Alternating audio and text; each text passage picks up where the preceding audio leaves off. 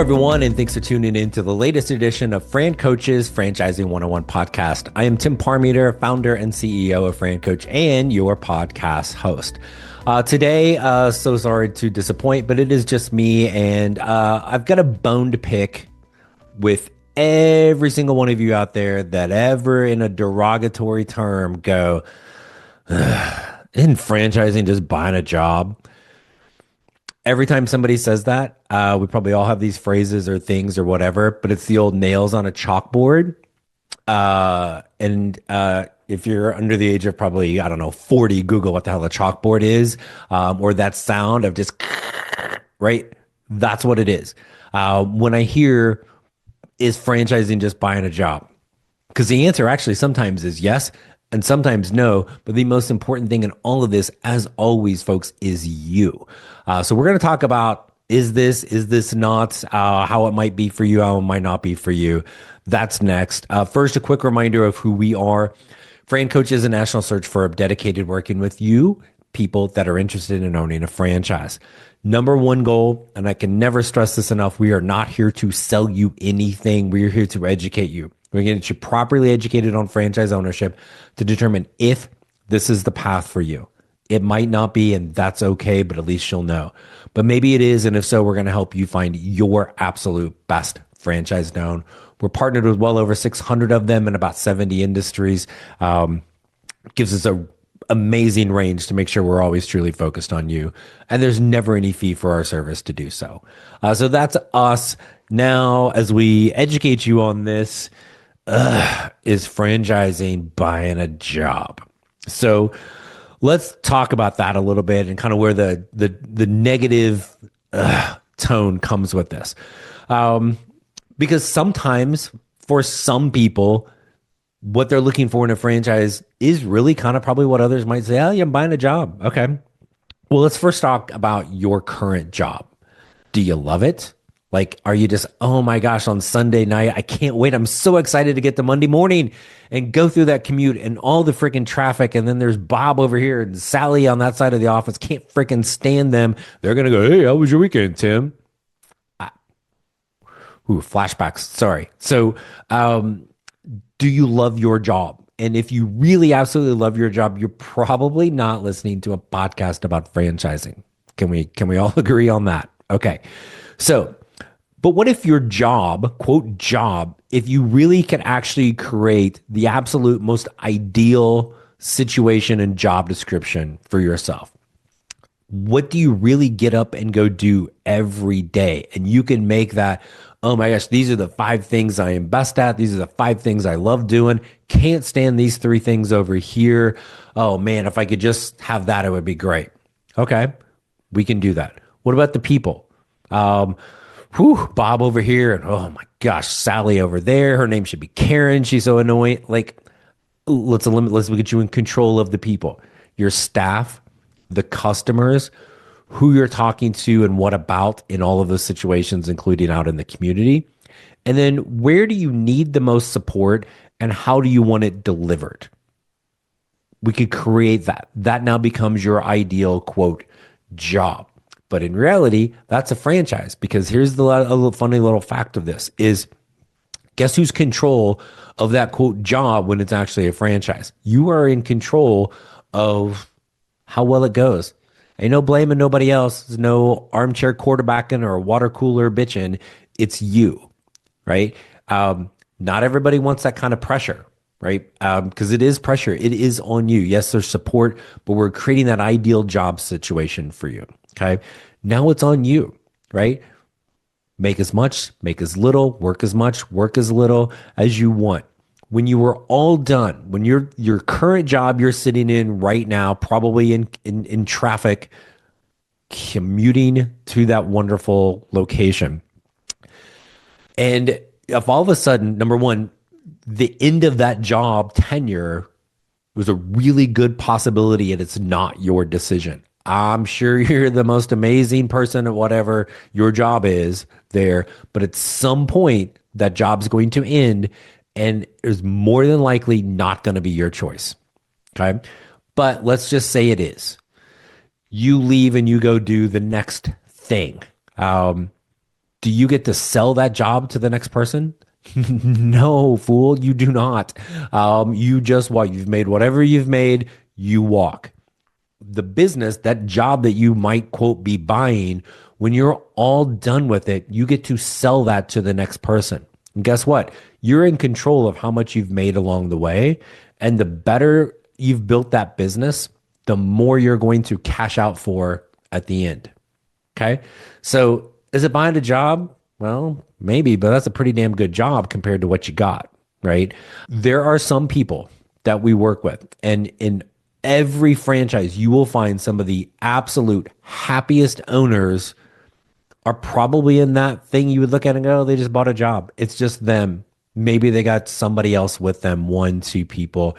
They're not the top performers in that franchise. You're gonna here's a franchise with 100 units or 100 owners, and you rank them revenue top to bottom.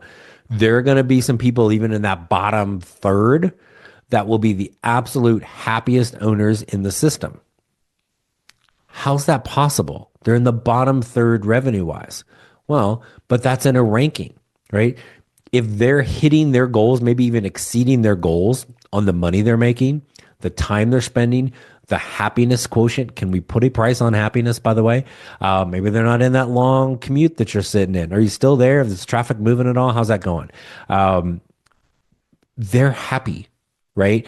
That's what every franchisor wants is happy franchise owners, right? So sometimes, and I probably can point to somebody in every single franchise that's going to fit in that lower third, lower half revenue wise, not built out their business like some of those top performers, but they're every bit, if not happier than the ones at the top.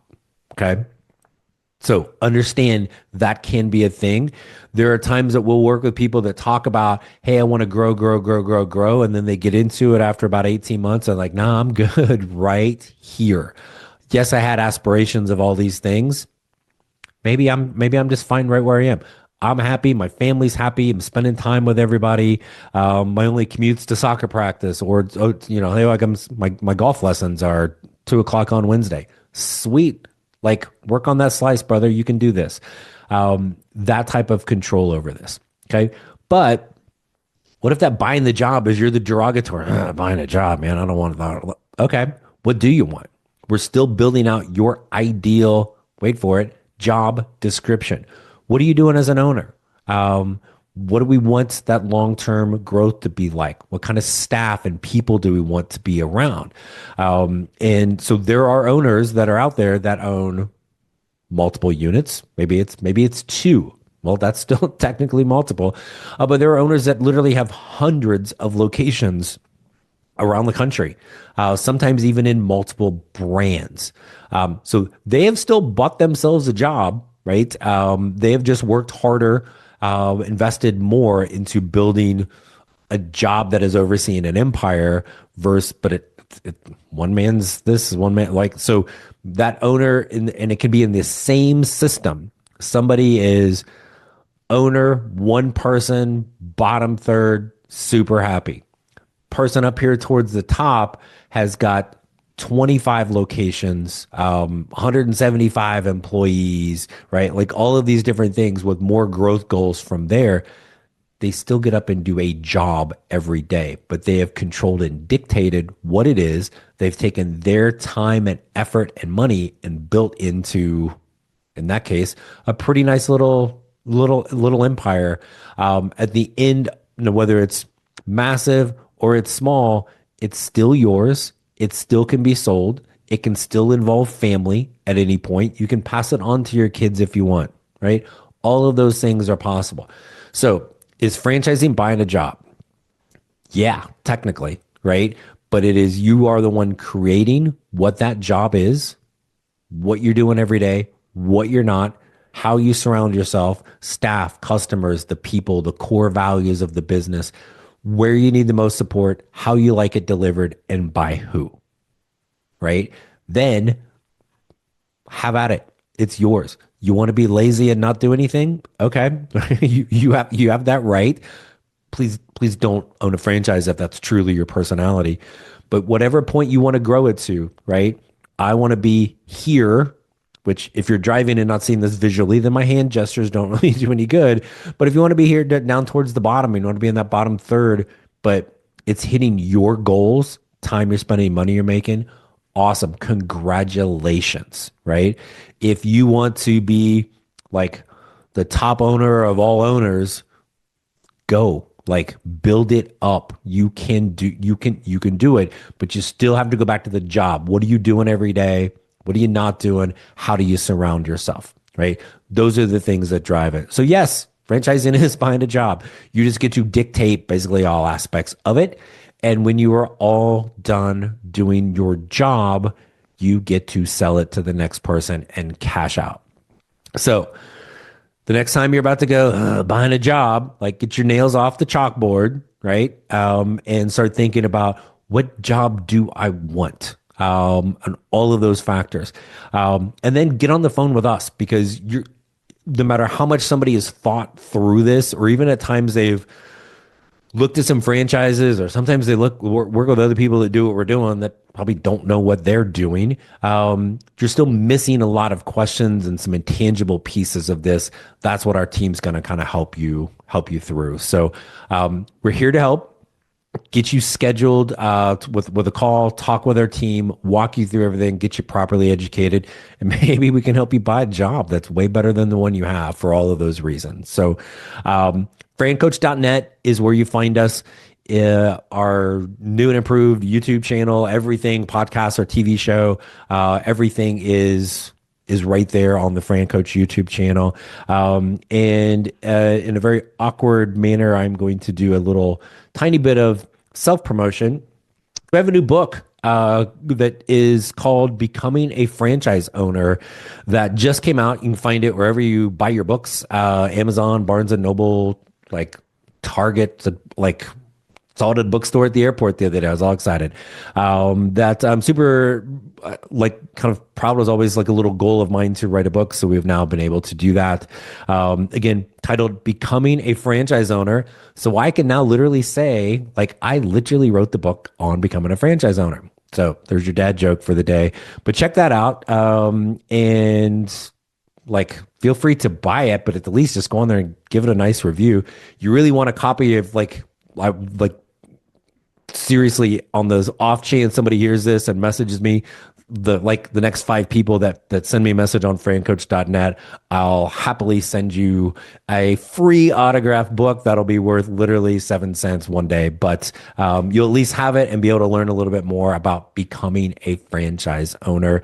And then don't forget, every Friday, 8 Eastern, 5 Pacific on Biz TV. My wonderfully talented co-host and wife, Danielle Wright, and I have the Franchising 360 show. And you also catch all the back episodes on the YouTube channel as well. So give us a call. Let's help you buy a job, folks. Let's go. Get yourself out of that commute and help you create your better tomorrow.